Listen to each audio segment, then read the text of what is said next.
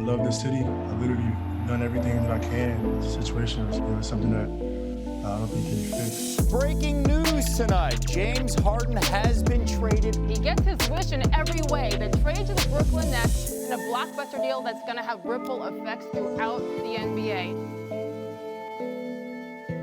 So that was James Harden on January 12th, 2021. And then the next day, the Rockets held him out of practice. And then later, Woj dropped the bomb that he was on his way to Brooklyn. But the more things change, the more they stay the same. Because upon his arrival, the Nets, they immediately became one of the top contenders to win last year's title. They didn't. We all remember Kevin Durant's toe, what the Bucks were able to do. This year, though, they entered the season and remain the betting favorite to win the championship. But like his team on January 12th, 2021, at this moment, they're just not good enough.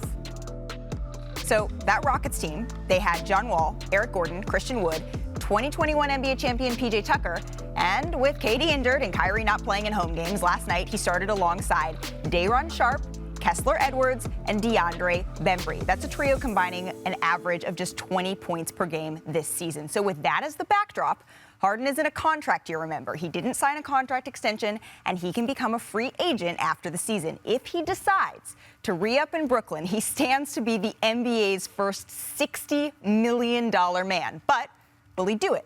Is he happy being a Net? Those are the questions circulating around the NBA, especially in Nets press conferences. Hey, James, there's some reports out today that suggest that you might not be happy in Brooklyn or with the rotations that are happening. I'm just wondering, if you can speak Reports from who? All right, then. Bleacher Report. I don't know what you're talking about. James, not to beat a dead horse or belabor the point, but just to be specific, one of the complaints that the report claimed that you had was with rotations, not having set crunch time rotations. Listen, I don't know about any reports. Of course, I'm frustrated because, we're not healthy. It's a lot of inconsistency for whatever reason, injuries, COVID, whatever you want to call it. But it's frustrating. I think everybody in this organization is frustrated because we are better than what our record is, and we should be, on the way up. So that's all it is. I don't know about reports. If you didn't hear from me, I don't talk to nobody. I have an agent. If you don't hear from me, then it's reports. So, I'm frustrated because I want to win, and I'm a competitor. It's pretty simple. Okay, so that was a lot. But to my esteemed panel here, JJ, I'm going to start with you. Where should James Harden's frustrations be directed the most? Look, the burden of expectations carry a lot of weight.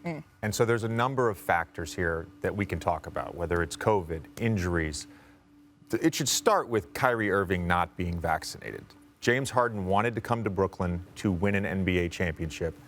Given the circumstances, that's going to be difficult, even with Kevin Durant healthy, if Kyrie's only available half the time in the playoffs. Yeah, and I would agree, JJ, because I think, if you're going to be mad and you're James Harden, it's the overall situation. Not only are you playing with Kyrie on the road, where Kyrie has looked great as of late, not saying that he feels some type of way about that, but then you come back home, no KD, no Kyrie, and all the burden's on you, and you're trying to negotiate your space of, all right, I'm doing well assisting the ball, but now I need to score more and get everyone going, and then we don't have our top-tier guys to rely on. And then on top of that, we got the Lakers in town where they want to make a statement. AD is back, so I think it's a situational type of, frustration for James Harden. The grass being green, that graphic, I'm going to be really honest, that graphic bothered me a little bit because they're like, oh, the grass is not greener on the other side. And it's like, the difference is between that rock. It's the best, that was the Rockets' best available versus what the Nets have available now.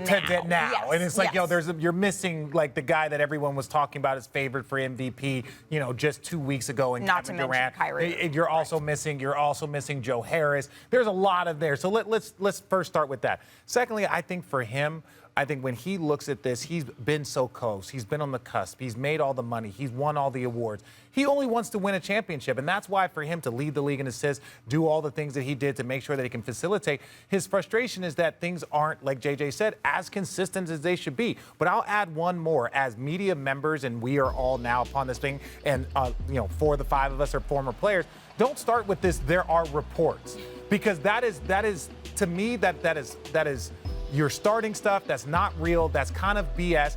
come up, be a man, say like, hey, this person said this, or I heard this, because everyone can sit there and say, well, there's reports, or I heard this, or will you answer this question based off of something I heard? That to me is just not good journalism, and those things frustrate players and cause players to pull back from the media. Then the media is like, why are the players not talking to us? It's for dumb questions like those. Well, you get dumb questions when you're in New York for the simple fact it's the market, and this is what he signed up for. But Fair. I think we need to touch the roots of it and the ground surface. Look, James Harden gave up a lot leaving Houston. Yep. Like, you know, I was with him when he got traded from Oklahoma City. We do have to realize he came and gave life back to the city of Houston. And people started to gravitate. You talking about a team that was #1 in the Western Conference, going to conference finals, things to that nature. He's beloved there in the community. And so when he made the decision to leave Houston, that wasn't easy. So when he went to Brooklyn, it was for one thing and one thing only, and that's to win the championship. And so when he gets there, and he sees things like the Kyrie Irving situation. He sees things, guys not being held accountable, and he's like, well, damn, I came here to win the championship. We playing the Lakers. They got their big three. I don't have mine. What's going on? So I could feel this frustration. And if we want to get into the nitty-gritty of my Houston native as well, right? You think about James Harden when he was with the Rockets. He was told to make it work with Dwight Howard, told to make it work with Chris Paul, make it work with Russell Westbrook in the middle of tremendous seasons. And then he realized, guess what? I accomplished everything that I needed to do. I'm an MVP. Now I want to win a championship. But now you're in Brooklyn where, all right, you have to make it work in a situation that's outside of your control. Thanks for watching ESPN on YouTube. For live streaming, sports, and premium content, subscribe to ESPN+.